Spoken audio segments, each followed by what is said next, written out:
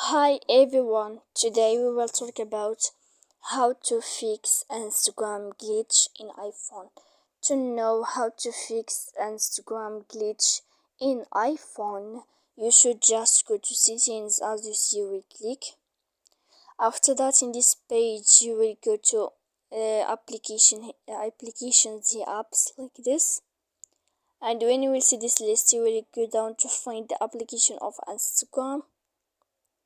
Then here in this page you will click for stop, and then you will enter to storage.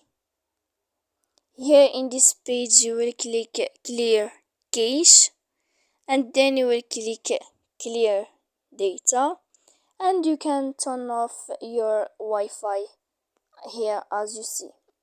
So please don't forget to support us by like and subscribe. See you next time in another video.